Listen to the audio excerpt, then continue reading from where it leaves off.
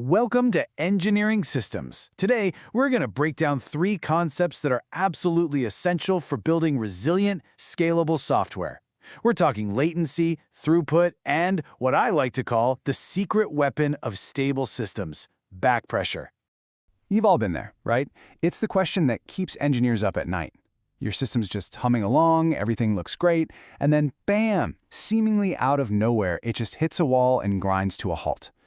So to understand why this happens, we first have to look at the two fundamental ways we measure a system's performance. Those two tools are latency and throughput. Now they sound kind of similar, but they tell us two completely different stories about the health of our system.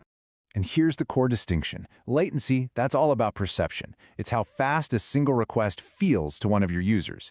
Throughput, on the other hand, well, that's about the system's total capacity. How many requests can this thing actually chew through in, say, a second? So when we talk about latency, we're really talking about the time it takes for an API to get back to you, or how long a database query takes to run. You can think of it as the stopwatch time for just one single operation. Throughput. Now that tells us about the raw power of our system. How many requests per second can our web server handle? How many jobs can our pipeline get through every minute?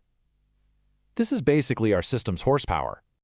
Okay, so we've got our two core metrics. But here's the thing. It is not enough to just look at latency as a single number.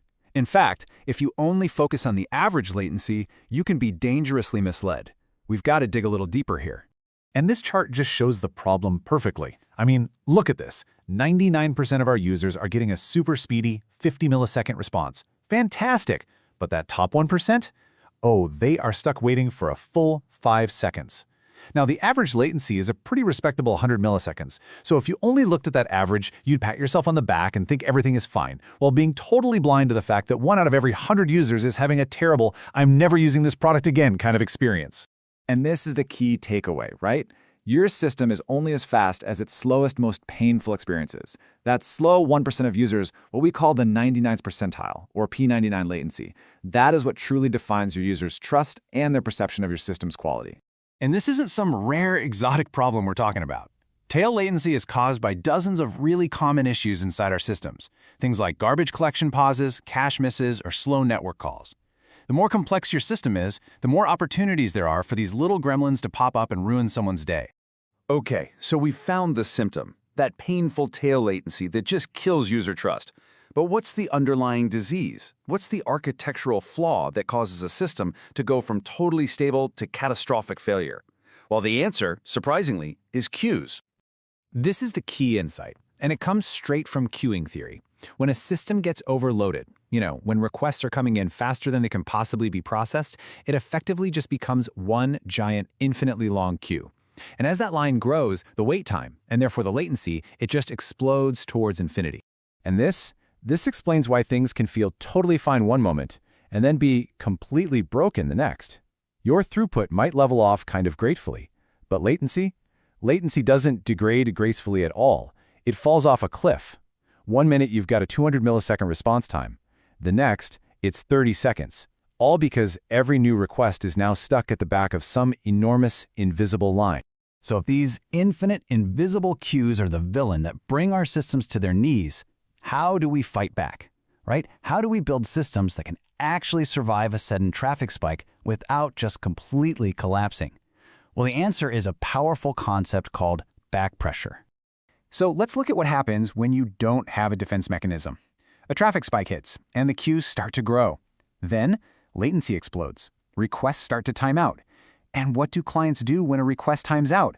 They retry, of course. This adds even more load to a system that's already overloaded, creating this vicious feedback loop, what we call a retry storm, that pretty much guarantees a complete and total outage.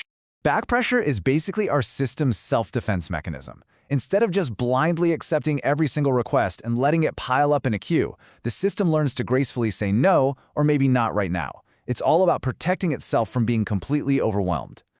This quote captures the philosophy perfectly. It is so much better to fail a single request quickly, maybe you send back an HTTP 503 service unavailable error, than to let the entire system grind to a halt, where every request is failing slowly after a long, painful timeout. One is a controlled failure, the other is a catastrophic collapse. So this all sounds great in theory, But what does it actually look like in practice?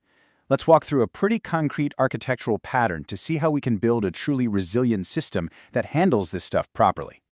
Okay, let's break this design down. A client uploads a file, and we immediately save a record of that job in our main database. Now, here's the crucial part. We then push just the job ID to a Redis queue that has a fixed size. It is bounded. It cannot grow forever.